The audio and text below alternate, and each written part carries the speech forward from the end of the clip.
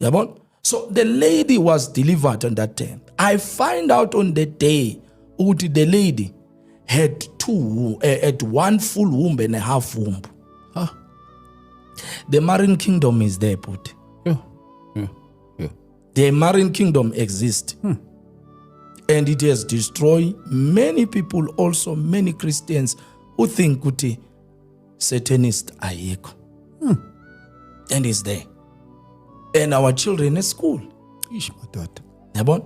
Mina, my passion kakhulu. You see, now I'm a pastor. Yes. I go to school because I lose nothing. Yeah. It's a service. Why I'm going to school is to help our children to rise. Kunabantwana buki rate yabantwana bathwasayo right now. Ish. Umntwana athwasa na 12. Umntwana athwasa na 10.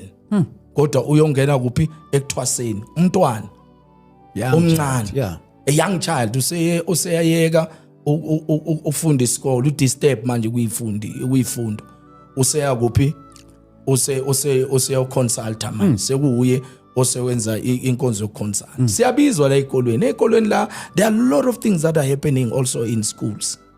Ish. Yabon? There are a lot of things that are happening in schools. Yabon?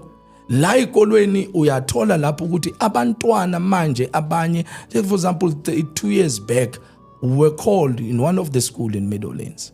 I won't mention the name. Yeah.